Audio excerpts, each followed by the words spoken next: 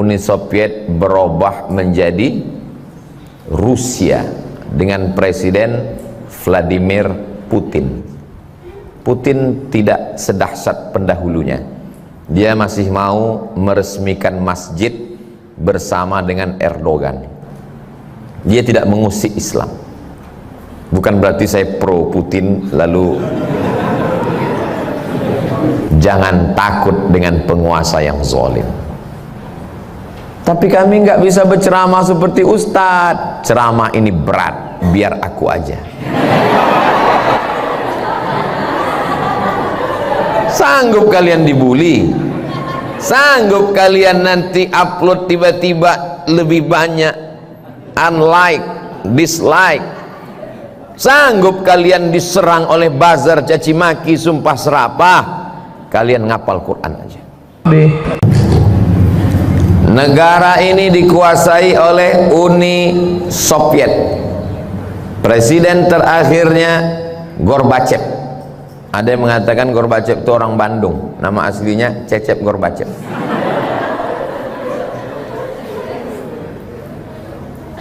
Kita tahu bahwa Uni Soviet komunis, ateis, sosialis, ekonominya sosialis, akidah agamanya komunis, tidak ada Tuhan. Di antara tokohnya adalah Karl Marx. Pemikirannya disebut dengan Marxisme, mengatakan Tuhan tidak pernah menciptakan manusia. Manusia itulah yang membuat Tuhan dalam pikirannya. Kata Marxis, Tuhan itu, agama itu hanya opium, candu. Sama seperti orang kecanduan narkoba, begitulah orang mabuk agama. Tuhan tidak pernah ada, kata Karl Marx. Negara-negara jajahannya tidak boleh membaca Quran. Quran dibakar, ulama-ulama dihabisi, agama tidak boleh berkembang. Akhirnya datang Boris Yeltsin. Setelah itu tumbanglah Uni Soviet, dan negara-negara tadi merdeka, dan Soviet menjadi kecil, dan negara tidak sebesar dulu lagi. Ketika negara-negara jajahan Uni Soviet tadi merdeka, Uzbekistan, Tajikistan, Afghanistan, Kirgistan. Stan itu artinya bahasa Inggrisnya land, tanah. Orang Kurdi punya tanah namanya Kurdistan. Somat punya tanah namanya Somatstan. Tajikistan, Uzbekistan, Kazakistan, Kirgistan, Tajikistan, Afghanistan merdeka. Apakah mereka ini menjadi komunis dan tidak beragama? Ternyata setelah negeri-negeri ini merdeka, anak-anak kecilnya hafal Quran. Ya, Masya Allah dulu, cerita belum selesai. Dari mana anak-anak ini bisa hafal Quran? Ternyata di dalam kamar itu malam-malam tanahnya digali. Digali pasir tanah di kamar itu, lalu kemudian bagian atasnya ditutup pakai papan dan karpet. Anak-anak dimasukkan ke dalam, gelap, tidak dikasih lampu, menghafal Quran memakai metode talqin. Guru membaca, murid mendengar. Uni Soviet berubah menjadi Rusia dengan Presiden Vladimir Putin. Putin tidak sedahsyat pendahulunya. Dia masih mau meresmikan masjid bersama dengan Erdogan. Dia tidak mengusik Islam. Bukan berarti saya pro Putin lalu. Dari 3 contoh sampel tadi, yang pertama Tunisia, yang kedua Uni Soviet, yang ketiga Turki. Ini akan masuk ujian akhir semester.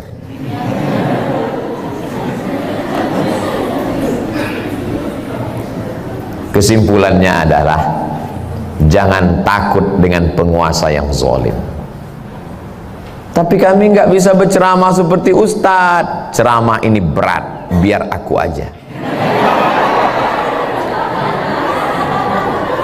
Sanggup kalian dibully? Sanggup kalian nanti upload tiba-tiba lebih banyak unlike, dislike? Sanggup kalian diserang oleh buzzer, caci maki, sumpah serapah? Kalian ngapal Quran aja. Bismillahirrahmanirrahim. Bismillahirrahmanirrahim. Idzas samaa'u fatarat.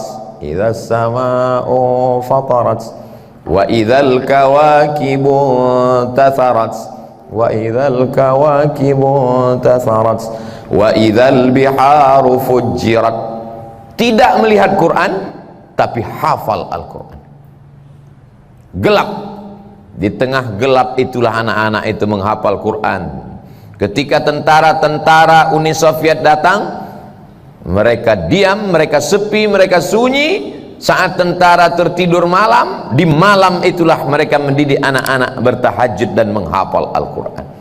Terbukti janji Allah, inna nahnu nazzalna dzikra wa inna lahu lahafizun. Akhirnya apa yang terjadi? Begitu dideklarasikan negara pecah, Uni Soviet tumbang, berdiri Rusia, dan negara-negara kecil ini merdeka.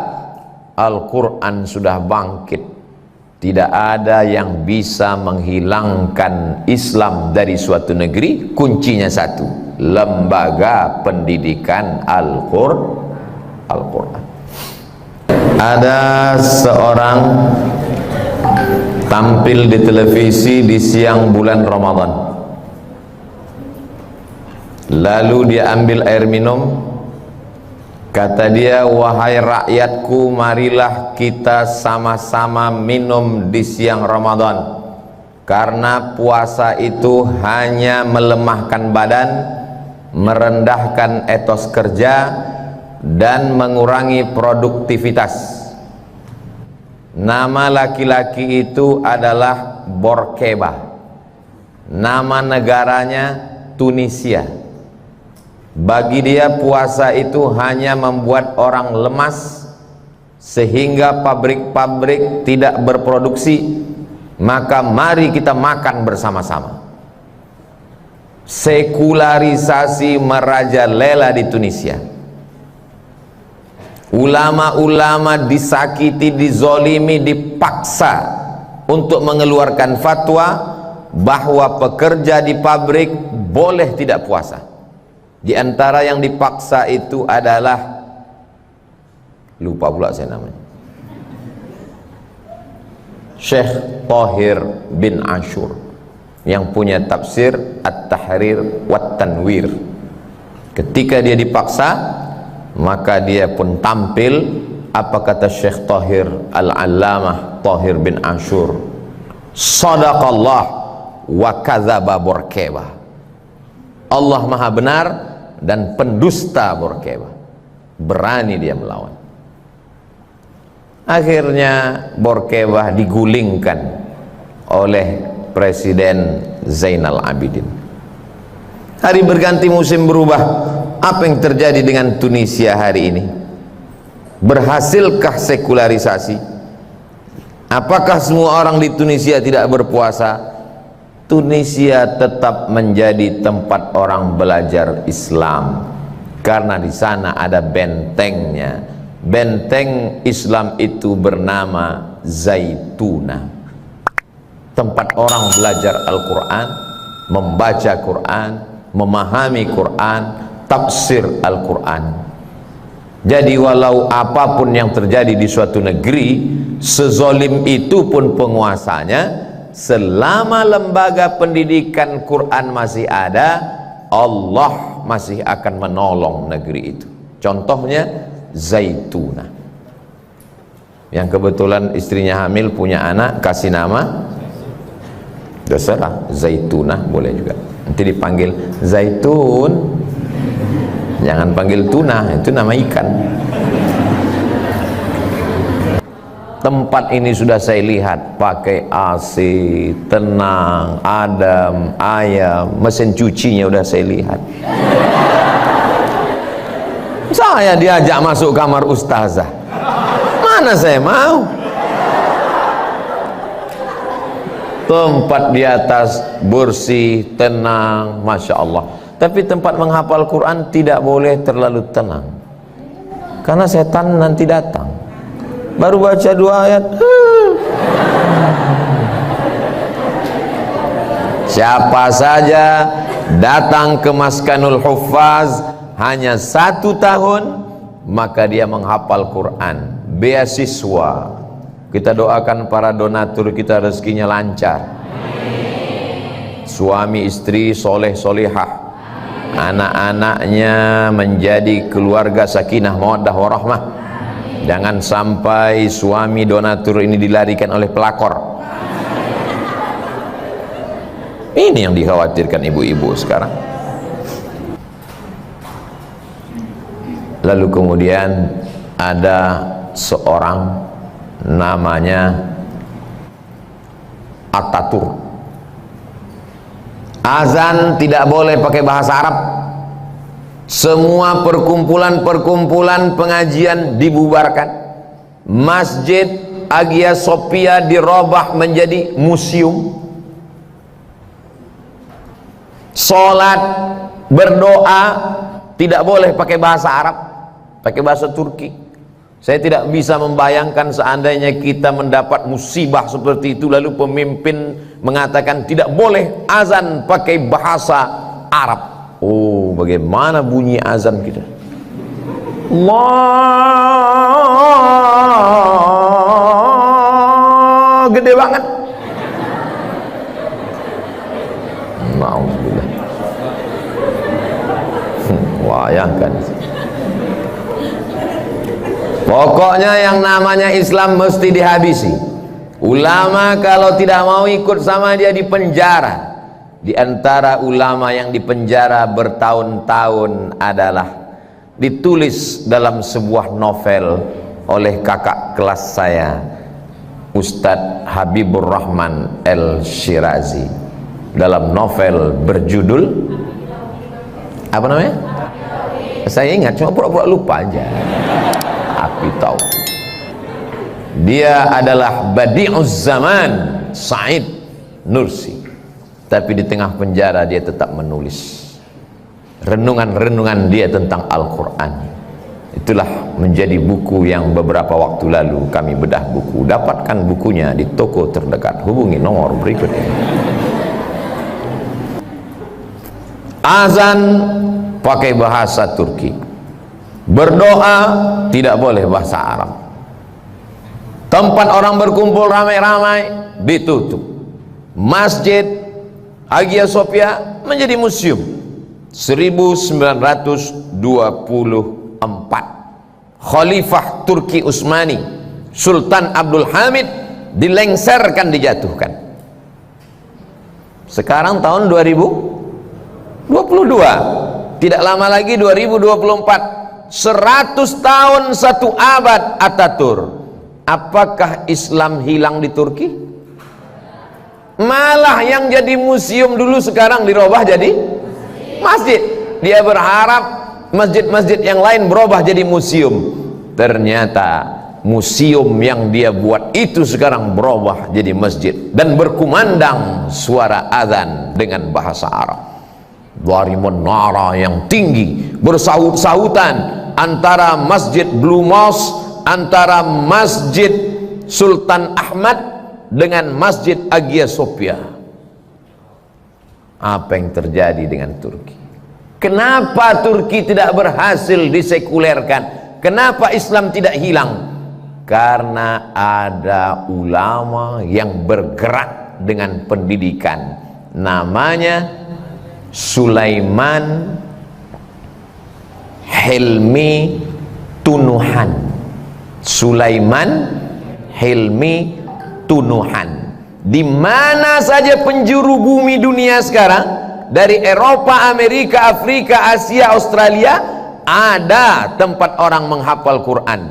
barokah dari seorang ulama, Sulaiman Hilmi Tunuhan. Dialah yang membuat cikal bakal Sulaimaniyah. Ustazah Oki punya suami yang soleh, mensupport.